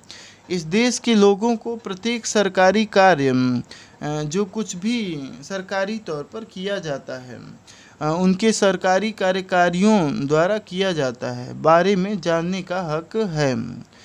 सामान्य रूटीन कार्यकलापों को गोपनीयता के पर्दे में छुपाना जनता के हित में नहीं है। जैसा कि हमने पहले देखा, अंग्रेजों के शासनकाल में लागू सरकारी गोपनीयता कानून 1923 भारत में सरकारी अधिकारियों द्वारा अपने पास रखी गई सूचनाओं के प्रकटन को शासित करते थे। सूचना के अधिकार के कानून के लागू होने से पहले भारत के सर्वोच्च न्यायालय ने अनेक निर्णयों पर अभिव्यक्ति व बोलने की आज़ादी तथा जीवन के अधिकार का अनुमान लगा लिया था, और जिसमें सूचना का अधिकार भी साकार हो रहा था। सर्वोच्च न्यायालय ने माना, सूचना प्राप्त करने के और उसे वितरित करने के साथ बोलने एवं अभिव्यक्ति की स्वतंत्रता आत्मा अभिव्यक्ति के लिए ज़रूरी है, जो मुक्त चेतना व आत्म संपूर्णता के लिए ज़रूरी है। इसी के समानांतर सूचना का अधिकार विरोधी आंदोलन का केंद्र बन गया। कर्मचारी सूची में अस्तित्वहीन लोगों की प्रविष्टियों का विरोध करते हुए मध्य राजस्थान में गरीब दिहाड़ी मजदूरों के एक दल ने सूचना के अधिकार की मांग की। मजदूरी के भुगतान की आड़ में सरकारी यानी कि जनता का पैसे को लेने के लिए कर्मचारियों की झूठी सूची यानी कि हाजिरी रजिस्टर में काम पर बढ़ा चढ़ाकर उपस्थिति दिखाई जाती है। ये उपस्थिति सूचियां उन सूखा राहत कार्यों की होती है जिन्हें सूखाग्रस्त गांवों के लोगों को मजदूरी वाला रोजगार देने के लिए सरकार द्वारा शुरू कराया जाता है। इस प्रकार के भ्रष्टाचार को रोकने के लिए आंदोलनकारियों ने सूखा राहत कार्य से संबंधित मजदूरों की सरकारी सूची की अभिलेखित सूचना मांगी। इससे उन्हें कदाचारों की पोल खोलने में स्वाभाविक मदद मिलने वाली थी। यह आंदोलन राजस्थान के अन्य भागों में भी फैल गया, जिससे सूचना के अधिकार तथा इससे संबंधित राज्य कानूनों हेतु राष्ट्रव्यापी आंदोलन उत्पन्न हो गया। वास्तव में ये तमिलनाडु 1997, गोवा 1997 तथा राजस्थान 2000 जैसे राज्य थे जिन्होंने सबसे पहले सूचना के अधिकार के कानून को लागू किया। राष्ट्रीय सूचना के अधिकार कानून हेतु मांग national campaign on people's right to information NCPRI के नेतृत्व में शुरू हुई। केंद्रीय सरकार ने इस कानून की महत्ता को माना। सूचना की स्वतंत्रता बिल 2000 को संसद द्वारा 2002 में पारित किया गया, लेकिन चूंकि सरकार ने राजपत्रित अधिसूचना जारी नहीं की, यह कानून कभी प्रभावी नहीं हुआ। सूचना का अधिकार अधिनियम RTI एक्ट यानी कि प्रियम्बल प्रस्तावना क्या है इसका 2005 में पारित सूचना के अधिकार की प्रस्तावना में इसे लागू करने के निम्नलिखित कारण दिए गए थे। जानकार नागरिक वर्ग तथा सूचना की पारदर्शिता गणतंत्र के परिचालन के लिए महत्वपूर्ण है। वे भ्रष्टाचार को रोकने एवं सरकारों तथा उनके सहायक कर्ताओं को शासितों यानी कि लोगों के प्रति उत्तरदायी ठहराने के लिए भी जरूरी है। वास्तविक व्यवहार में सूचना के प्रकटन सरकारों के कार्यचालनों, सीमित आर्थिक साधनों के अधिकतम प्रयोग तथा संवेदनशील सूचना की गोपनीयता को बनाए रखने सहित अन्य लोक हितों से टकराव हो सकता है। गणतांत्रिक आदर्शों की सर्वोच्चता को बनाए रखते हुए इन टकराते हुए हितों को सुसंगत करना जरूरी है। अब हम सूचना के अधिकार के कानून के मुख्य प्रावधान संक्षेप में दे रहे हैं। प्रमुख प्रावधान। सूचना के अधिकार का कानून सरकारी अधिकारियों द्वारा जनता को सूचना उपलब्ध कराता है। सूचना के अधिकार के कानून के अनुसार सूचना किसी भी रूप में सामग्री होती है जिसमें अभिलेख, प्रलेख, ज्ञापन, ईमेल, राय, सलाह, प्रेस विज्ञप्तियाँ, परिपत्र, आदेश, लॉग बुक्स, संविदाएँ यानी कि ठेके, रिपोर्ट, कागजात, नमूने, मॉडल्स तथा किसी भी इलेक्ट्रॉनिक रूप में रखे गए आंकड़े सामग्री शामिल हैं। इसमें वह सूचना भी शामिल है जो किसी निजी निकाय से संबंधित है और जो किसी अन्य कानून के अंतर्गत सरकारी प्राधिकारी द्वारा प्राप्त की जा सकती है या उस तक पहुंचा जा सकता है। मूल संकल्पनाएं। अधिनियम की मूल संकल्पनाएं निम्नलिखित हैं। प्रत्येक सरकारी प्राधिकरण के कार्यचालन में पारदर्शिता तथा जिम्मेदारी, सूचना मांगने का भारतीय नागरिक का अधिकार और उसके मेल में सरकार का छूट प्राप्त सूचना के सिवाय उसे देने का कर्तव्य। जैसा कि हम यहाँ आगे देखेंगे, सूचना के अधिकार का कानून किसी रहस्य यानी कि गोपनीय बात तथा संवेदनशील प्रकृति की सूचना को जनता के अधिकार के दायरे से अलग रखने की अनुमति देता है। तथापि यह सरकार पर कर्तव्य का भार डालता है कि वह महत्वपूर्ण सूचना सभी को उपलब्ध कराने के लिए पूर्व सक्रिय रहे। सूचना के अधिकार का कानून इसके कार्यान्वयन का उत्तरदायित्व समाज के सभी वर्गों पर डालता है, नागरिक वर्ग, गैर सरकारी संगठन का तथा मीडिया। सूचना के अधिकार की मुख्य रणनीति।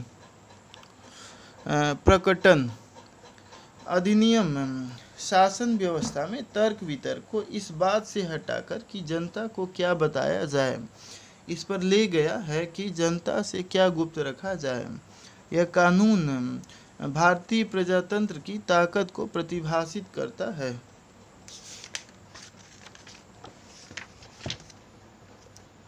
केंद्रीय सूचना आयोग प्रत्येक सरकारी प्राधिकरण के लिए खास सूचना या विशेष प्रकार की सूचनाओं को प्रकाशित करना इस अधिनियम के तहत अनिवार्य कर सकता है। यदि सरकारी प्राधिकारी इसका पालन नहीं करता है तो आयोग अधिनियम के अंतर्गत निर्धारित दंड लगाने के लिए अपनी शक्तियों का प्रयोग कर सकता है। उत्तरदायित्व। पहली बात तो यह है कि प्रत्येक सरकारी प्राधिकरण को अपने सभी अभिलेख इस प्रकार विधिवत सूचीबद्ध तथा अनुक्रमित तथा ऐसे रूप में रखने होंगे जिससे सूचना के अधिकार की सुविधा हो सके। दूसरी बात यह है कि इसे यह सुनिश्चित करना होगा कि जिन अभिलेखों को कंप्यूटरीकृत किया जा सकता है उन सभी को उचित समय के भीतर इलेक्ट्रॉनिक रूप में बदल दिया जाए और यह साधनों यानी कि स्रोतों की उपलब्धता के अधीन हो। तीसरी बात यह है कि सरल पहुंच की सुविधा के लिए कंप्यूटरीकृत सूचना को संपूर्ण देश में नेटवर्क के जरिए जोड़ दिया जाए। सूचना के अधिकार के अंतर्गत सरकारी प्राधिकरण की परिभाषा। कोई भी कानून कुछ विशेष कर्मचारियों और संगठनों के ऊपर कर्तव्यों को डाल देता है तथा व्यक्तियों के वर्गों को अधिकार देता है। इन दोनों ही वर्गों को कानून में परिभाषित किया जाता है, अन्यथा अदालतों में भ्रांतियां हो सकती हैं जिन्हें कानून को परिभाषित करना होता है। हमें मामले की विधिक तकनीकी बातों में जाने की ज़रूरत नहीं है, तथापि हमें मोटे तौर पर जानने की ज़रूरत है कि सूचना देने वाले कौन हैं, वे किस प्रकार की सूचना दे सकते हैं, वे किस प्रकार की सूचनाओं को रोक सकते हैं तथा कोई व्यक्ति सूचना कैसे पा सकता है।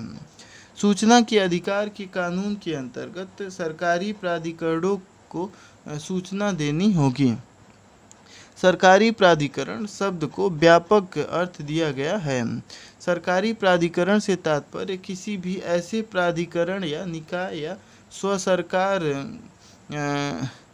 की संस्था से है जो संविधान द्वारा या संविधान के अधीन संसद द्वारा बनाए गए किसी अन्य कानून द्वारा, राज्य विधायिका द्वारा बनाए गए किसी अन्य कानून द्वारा, उचित सरकार द्वारा जारी अधिसूचना या आदेश द्वारा और इसमें शामिल हैं कोई निकाय जो उचित सरकार के स्वामित्व में है, नियंत्रित या पर्याप्त वित्त पोषित हैं, गैर सरकारी संगठन जो उचित सरकार द्वारा उपलब्ध कराई गई निधियों से प्रत्यक्ष तौर पर या अप्रत्यक्ष रूप से पर्याप्ततः वित्त पोषित हैं, स्थापित या गठित हैं। उपरोक्त परिभाषा में उन संवैधानिक निकायों या संस्थाओं को बताता है जिनका उल्लेख संविधान में है। उदाहरण के लिए चुनाव आयोग के अंतर्गत आता है। केंद्रीय कानून के अधीन स्थापित संवैधानिक निकाय ख में आते हैं। उदाहरण के लिए केंद्रीय विद्युत विनियमन आयोग ख में आता है। राज्यों के कानून के अंतर्गत स्थापित सांविधिक निकाय ग में आते हैं। सभी सरकारी विभाग व एजेंसियां घ में आती हैं। तकनीकी दृष्टि से घ उन एजेंसियों को समाविष्ट करता है जो सरकार के कार्यकारी आदेशों के अधीन बनती है। ये आदेश सरकारी राजपत्र में प्रकाशित होते हैं जिसे अधिसूचना कहते हैं। योजना आयोग ऐसी संस्था का उदाहरण है जो एक कार्यकारी आदेश के अधीन स्थापित किया गया है। अंत में सूचना के अधिकार का कानून गैर सरकारी एजेंसियों पर लागू होता है जिन्हें सरकार से काफ़ी वित्त पोषण मिलता है।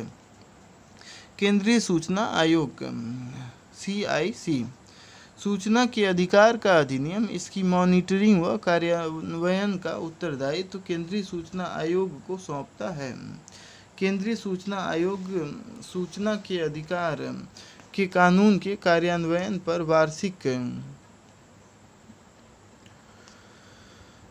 रिपोर्ट तैयार करता है। राज्य सूचना आयोग SIC इसी प्रकार के कार्य राज्य स्तर पर करते हैं। सूचना के अधिकार का सारांश निर्माण प्रलेखों तथा अभिलेखों की प्रमाणित प्रतियां ले सकता है। नोट्स उद्धरण या प्रलेखों व अभिलेखों की प्रमाणित प्रतियां ले सकता है। सामग्री की प्रमाणित प्रतियां ले सकता है। सूचना को print out, diskettes, floppies, tapes, video cassettes या अन्य किसी प्रकार के इलेक्ट्रॉनिक्स साधन के रूप में प्राप्त कर सकता है। कार्यतंत्र सूचना सप्लाई करने के लिए अधिनियम कानून ने विस्तृत कार्यतंत्र मशीनरी स्थापित किया है। इसमें जन सूचना अधिकारी, सहायक जन सूचना अधिकारी, विभागीय अपीलीय प्राधिकारी, स्वतंत्र केंद्रीय सूचना आयोग तथा स्वतंत्र राज्य सूचना आयोग शामिल हैं। पद्धतियाँ निर्धारित शुल्क के साथ आवेदन लिखित रूप में या इलेक्ट्रॉनिकली विभाग या एजेंसी के जन सूचना अधिकारी को दिया जाता है। जन सूचना अधिकारी अनुरोध प्राप्त करने और सूचना देने के लिए प्राधिकृत है। उप जिला स्तर पर सहायक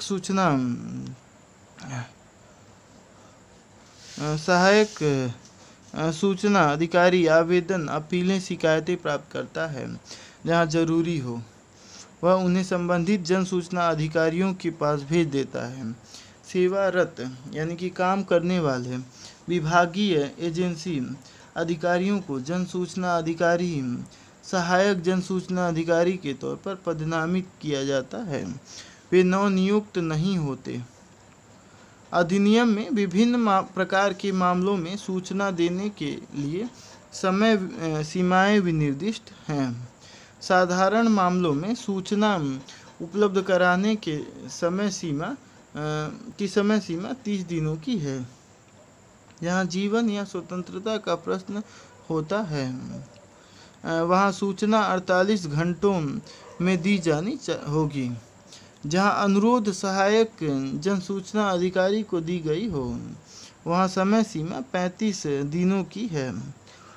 जहाँ तीसरा पक्ष लिप्त हो, वहाँ सीमा 40 दिनों की है तथा जहाँ सूचना विनिर्दिष्ट सुरक्षा आसूचना एजेंसियों से मानवाधिकारों के उल्लंघन के बारे में लेनी हो तो समय सीमा 45 दिनों की होगी। यदि आवेदन पर 30 दिनों तक कोई कार्रवाई नहीं की जाती है तो यह माना जाता है कि सूचना देने से इनकार कर दिया गया है। प्रकटन से छूट प्राप्त सूचना ऐसी सूचना जिससे भारत की प्रभुसत्ता और अखंडता, सुरक्षा, देश के महत्वपूर्ण वैज्ञानिक या आर्थिक हित, विदेशों से संबंध प्रतिकूलतः प्रभावित होते हैं या जो किसी अपराध को भड़काती है। ऐसी सूचना जिसको प्रकाशित करने से किसी अदालत या ट्रिब्यूनल द्वारा स्पष्ट रूप से मना किया गया हो या जिसका प्रकाशन अदालत को अवमानना होती हो। ऐसी सूचना जिसके प्रकाश में आने पर संसद या राज्य विधायिका को विशेषाधिकारों के हनन होगा। वाणिज्यिक गोपनीयता, व्यापार के रहस्यों या बौद्धिक संपत्ति सहित ऐसी सूचना जिसके प्रकटन से तीसरे पक्ष की प्रतिस्पर्धा नियता की हानि होगी। यदि अन्यथा सक्षम प्राधिकारी संतुष्ट है कि व्यापक जनहित में ऐसा प्रकटन होना चाहिए।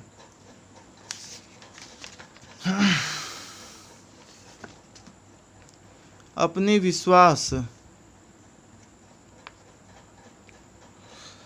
विश्वासजन्य संबंधों में किसी व्यक्ति को उपलब्ध सूचना, जब तक कि सक्षम प्राधिकारी संतुष्ट है कि व्यापक जनहित में ऐसा प्रकटन होना चाहिए। विदेशी सरकार से गोपनीय विश्वास के कारण प्राप्त सूचना, ऐसी सूचना जो जांच की प्रक्रिया में या दोषियों की गिरफ्तारी या अभियोजन में बाधा डालती है। मंत्री परिषद, सचिवों तथा अन्य अधिकारियों की चर्चाओं को अभिलेखों सहित मंत्रिमंडल के कागजात, निजी जानकारी वाली सूचना जिसके प्रकटन का किसी सार्वजनिक गतिविधि या हित से कोई संबंध नहीं है या जिसका प्रकाशन व्यक्ति की एकांतता में अवांछनीय दखलंदाजी होगा या किसी कॉपीराइट का उल्लंघन करती होगी। जहाँ व्यापारिक हो वहाँ अभिलेख का भाग जारी किया जा सकता है। भ्रष्टाचार व मानवाधिकारों के उल्लंघन के मामलों को छोड़कर आसूचना एवं सुरक्षा एजेंसियों को सूचना के अधिकार के कानून से छूट प्राप्त है। तीसरे पक्ष की सूचना, संबंधित तीसरे पक्ष को सूचना देकर प्रकाशित की जा सकती है।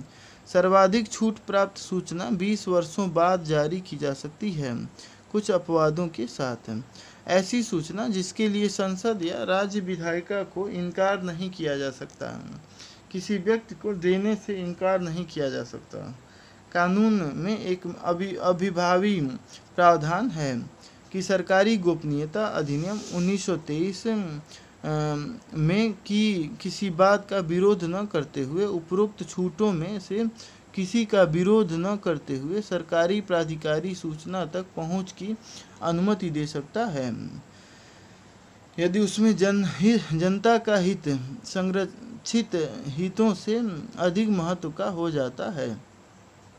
सूचना का अधिकार कानून के अंतर्गत शिकायतें केंद्रीय सूचना आयोग से की जाती है, जो नागरिकों से प्राप्त होने वाली शिकायतों की जांच के लिए बना स्वायत्त निकाय है। शिकायतों के विषय निम्नलिखित हो सकते हैं। सूचना प्राप्ति के लिए इनकार, सूचना के लिए किए गए अनुरोध पर सरकारी अधिकारियों द्वारा ठीक प्रकार से कार्यवाही न करना, जैसे समय सीमा के भीतर अनुरोध का उत्तर न देना या समय सीमा बढ़ाने के कारण बताने में असफल रहना या निर्धारित समय के भीतर उचित सलाह या मदद देने में असफल रहना। सूचना की मांगे गए रूप में या ढंग से देने में असफल रहना। सूचना देने से इनकार करने के कारण ठीक ढंग से बताने में असफल रहना। दंड यानी कि पेनाल्टीज। सूचना आयोग अनुचित विलंब के लिए जन सूचना अधिकारी पर या जन सूचना अधिकारी की सहायता के लिए जिस अधिकारी को कहा गया है उस पर अनुचित विलंब के लिए 250 रुपये प्रतिदिन का और 25,000 रुपये तक का जुर्माना लगा सकता है। आवेदन को स्वीकार करने से, अवैध ढंग से मना करने पर, दुर्भावना से मना करने, जानबूझकर झूठी सूचना देने तथा सूचना को नष्ट करने के लिए यह 25,000 रुपये तक का जुर्माना लगा सकता है। लगातार व गंभीर उल्लंघनों के लिए आयोग विभागीय कार्यवाही के लिए भी सिफारिश कर सकता है। तथापि सूचना के अधिकार के कानून के अंतर्गत कोई आपराधिक जिम्मेदारी नहीं है। यह सद्भाव में की गई कार्यवाही या कार्य के लिए विधिक कार्यवाही से प्रतिरक्षण भी देता है।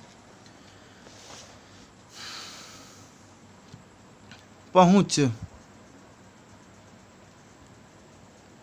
अधिनियम कानून में व्यापक पहुंच, विशेष रूप से गरीबों के लिए न्यून शुल्क के साथ का प्रावधान है। गरीबी रेखा से नीचे वालों के लिए कोई शुल्क नहीं है। सहायक जनसूचना अधिकारी उप जिला स्तरों पर आवेदन अपील देने में लोगों की मदद के लिए हैं। अपने मौखिक अनुरोधों को लिखित रूप देने से लोगों की मदद की जाएगी। सभी प्रकार की अपेक्षित सहायता देने का प्रावधान है। जिनमें विकलांग लोगों के लिए सहायता भी शामिल है। हाँ, जरूरी है वहाँ सूचना स्थानीय भाषा में दी जाती है। सूचना मांगने के कारणों को बताना या पत्राचार के लिए जरूरी के अलावा अन्य निजी विवरण देना जरूरी नहीं है। सरकारी प्राधिकारियों के उत्तरदायित्व। सरकारी प्राधिकारियों यानी कि प्राधिकरणों को निम्नलिखित कार्य करने होंगे। सूचना के अधिकार के कानून के लागू होने के 100 दिनों के भीतर जन सूचना अधिकारियों, सहायक जन सूचना अधिकारियों को नियुक्त करना। अभिलेखों का रखरखाव, सूचीबंधन, अनुक्रमण, कंप्यूटरीकरण तथा नेटवर्किंग। लागू होने के 120 दिनों के भीतर सूचना के पूरे सेट का प्रकाशन करना तथा उसे हर साल अद्यतन करना। लोगों को प्रभावित करते हुए महत्वपूर्ण नीतियां बनाते या घोषित करते समय सभी संबंधित तथ्यों का प्रकाशन करना। प्रभावित लोगों को अपने प्रशासनिक या अर्धविधिक निर्णयों के कारण बताना। इसे इंटरनेट पर देकर सूचना उपलब्ध कराना। सूचना आयोग को सूचना या जानकारी देना। जागरूकता, शिक्षा व प्रशिक्षण पैदा करना। सूचना के गाइड को 18 महीनों में संग्रहित करना और नियमित रूप से उसे अद्यतन करना। जन जागरूकता तथा शैक्षिक कार्यक्रम। सूचना के अधिकार का उपयोग करने के लिए जनता, विशेष रूप से अलाभ प्राप्तों की समझ को बढ़ाने के लिए शैक्षिक कार्यक्रमों को तैयार करना और चलाना। कार्यक्रमों में भाग लेने के लिए सरकारी अधिकारियों को बढ़ावा देना। उनकी गतिविधियों पर समय पर प्रभावी रूप से सही सूचना का प्रसारण करना। केंद्रीय सूचना आयोग द्वारा लैंडमार्क फैसले। केंद्रीय सूचना आयोग के प्रमुख निर्णयों में से कुछ नीचे दिए जा रहे हैं। केंद्रीय सूचना आयोग ने संघ लोक सेवा आयोग को 2400 उम्मीदवारों द्वारा अलग अलग प्राप्त अंक घोषित करने तथा प्रत्येक विषय हेतु कट ऑफ के अंक घोषित करने का निर्देश दिया। CICWB आदेश 13 नवंबर 2006। परमवीर सिंह बनाम पंजाब विश्वविद्यालय वाले मामले में आवेदक के विश्वविद्यालय में किसी विशिष्ट पद के लिए उम्मीदवारों के चयन की योग्यता सूची के बारे में सूचना मांगी थी, तथापि कोई उचित सूचना नहीं दी गई थी। आयोग ने माना कि प्रत्येक सरकारी प्राधिकरण को अपने कार्य में प्रभावी अभिलेख प्रबंधन के सभी उपाय करने चाहिए ताकि सूचना के लिए अनुरोधों पर शीघ्रता से और सही कार्यवाही हो सके। श्याम यादव बनाम कार्मिक तथा प्रशिक्षण विभाग वाले मामले में आवेदक ने अफसरशाहों द्वारा फाइल किए गए संपत्ति के विवरणों का ब्यौरा मांगा था। CICWBA 2009 000669 17 जून 2009 आयोग ने फैसला दिया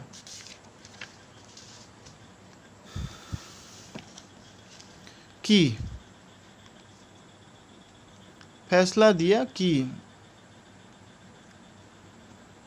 सरकारी कर्मचारियों द्वारा किए गए संपत्ति के विवरण गोपनीय नहीं हैं तथा सूचना के अधिकार के अधिनियम के प्रावधानों के अनुसार संबंधित अधिकारियों कर्मचारियों के विचार लेकर उन्हें प्रकट किया जा सकता है।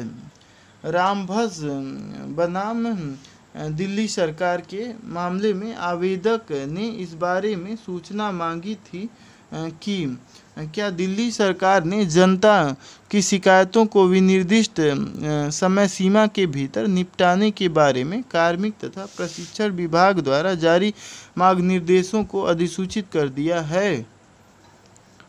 CIGSGA 2010 000537 प्लस 000538 7492 तारीख 19 अप्रैल 2010 केंद्रीय सूचना आयोग ने दिल्ली सरकार को जनता की शिकायतों को निपटाने की अपेक्षित समय सीमा के बारे में आम जनता को बताने का निर्देश दिया।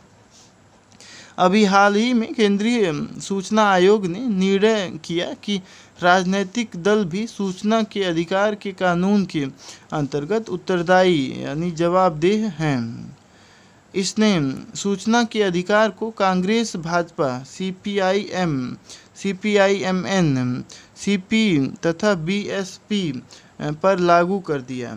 कुछ आवेदकों ने सूचना के अधिकार कानून के तहत इन दलों से सूचना मांग ली। सूचना उनकी वित्त व्यवस्था, उनके द्वारा प्राप्त किए जाने वाले स्वैच्छिक अंशदान देने वालों के नाम तथा पते और कुछ अन्य विवरणों से संबंधित थी। दलों ने उत्तर दिया था कि वे सूचना के अधिकार के कानून के अंतर्गत नहीं हैं। केंद्रीय सूचना आयोग ने इन राजनीतिक दलों को जनसूचना अधिकारी नियुक्त करने तथा सूचना के अधिकार के प्रश्नों के उत्तर देने का निर्देश दिया। केंद्रीय सूचना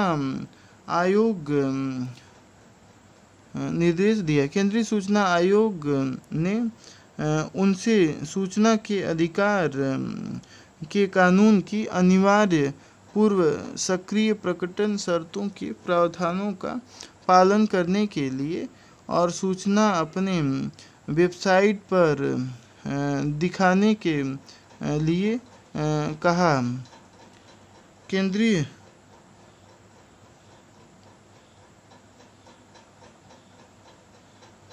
केंद्रीय सूचना आयोग ने इस तथ्य को संज्ञान में लिया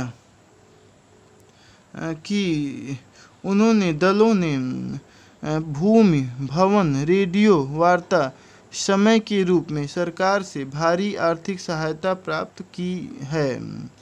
वे चुनाव आयोग के विचार क्षेत्र में आते हैं।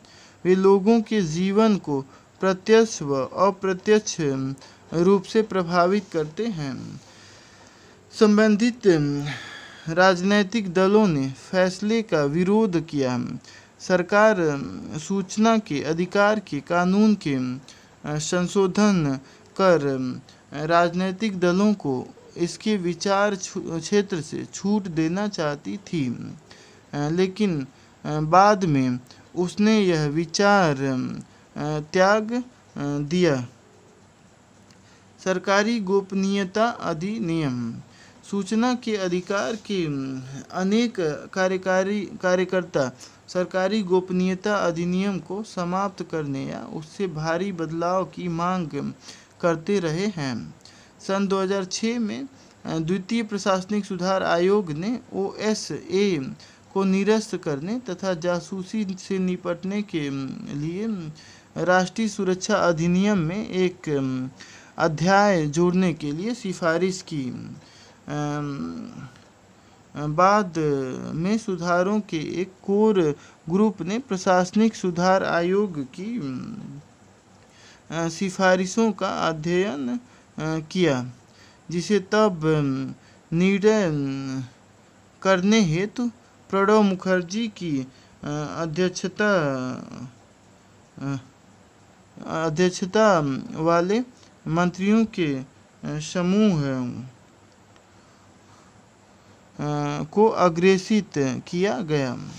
मंत्रियों के समूह ने अनेक सिफारिशों को स्वीकार किया, किंतु ओएसए को निरस्त करने के सुझाव को अस्वीकृत कर दिया, बल्कि इसने गुप्त, गोपनीय, जासूसी तथा शत्रु देश शब्दों को परिभाषित करके आई विसंगति को दूर करने के लिए एवं इस प्रकार सूचना को रोकने में अधिनियम के प्रयोग के विरुद्ध सुरक्षा हेतु ओएसए में संशोधनों की मांग की। ऐसा प्रतीत होता है कि गृह मंत्रालय का मत है कि 1923 का जासूसी विरोधी कानून समय सिद्ध है तथा इसके प्रावधानों में परिवर्तनों को उचित ठहराने के लिए इसके प्रावधानों का कोई विशेष दुरुपयोग नहीं किया गया था।